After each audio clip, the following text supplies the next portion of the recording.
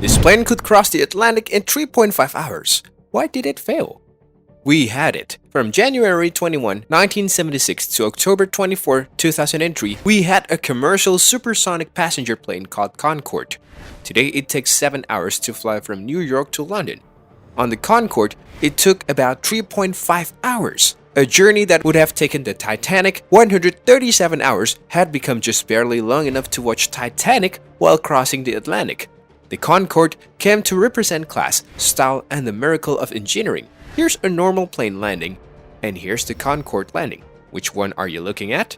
With Concorde, we all looked up and pointed. And then in 2003, it stopped. We had commercial supersonic flight and just let it go. Why? Why did the Concorde become a museum exhibit? This is the Smithsonian's Concorde, and the curator who got it flew on it too. I did see the color of the sky at 60,000 feet. It's this most gorgeous deep purple. How did a breakthrough become a piece of memorabilia?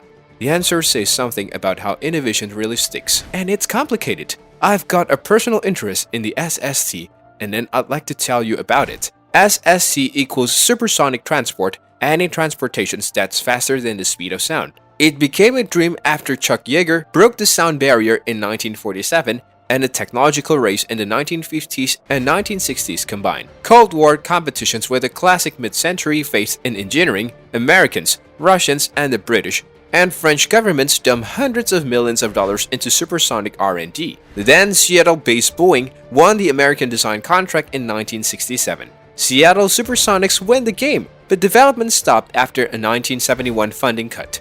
Russia's effort, the Tupolev Tu-144, flew, but it was grounded after an extraordinarily spotty record over just 55 flights.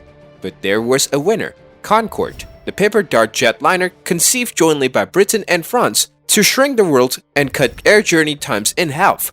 From the beginning, Concorde was a marvel of design. It wasn't designed with computers, but through math and trial and error. They had to innovate constantly to make a supersonic passenger plane possible. The airplane needed to be very long and narrow to go supersonically comfortably, and the paint was twice as reflective as other jets just to compensate for the heat from air friction. Because you are traveling at Mach 2, twice the speed of sound, even though you're at 60,000 feet. The airframe would actually heat up dramatically. I actually touched the window. It wasn't warm, it was hot. Fuel flowed around the plane during flight to adjust its centers of gravity for takeoff, cruising, and landing. So these pumps are working the whole flight, but you can't tell. But it was the beautiful wing that distinguished the Concorde for its greatest fans. It's a delta wing, but it's called an Oakfield delta wing because of its unique shape. Delta because it was triangular, like the Greek delta. Oakfield to reference its curve. The delta wing helped the Concorde at takeoff and limit drag while in flight.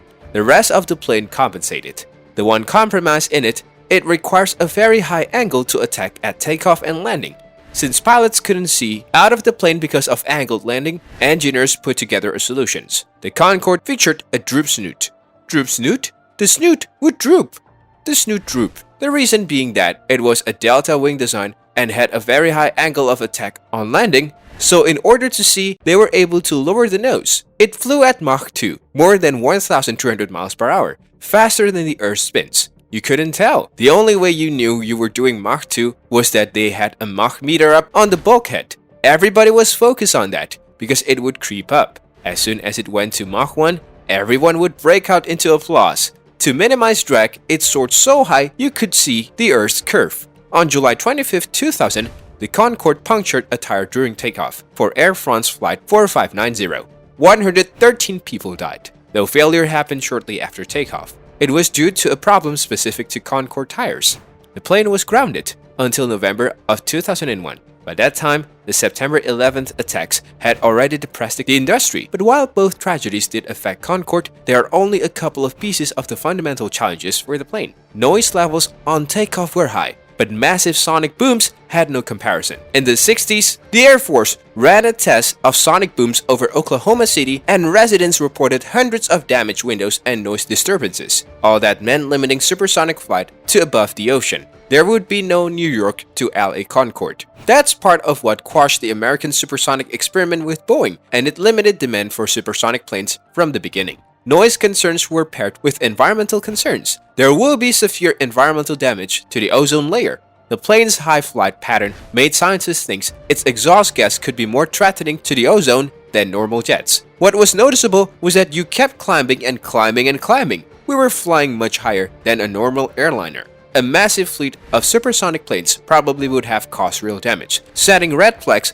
for a supersonic future. Fuel requirements also limited range to transatlantic journeys without any trans-Pacific cash cows. It guzzled enough fuel that price fluctuations could hit particularly hard. With ticket prices as high as $12,000 a seat, that was a significant risk. And tickets had to be expensive since at most only 120 passengers could fit on the plane. It couldn't distribute the price tag. That was compounded by the need for specially qualified crew members and maintenance that came at a premium.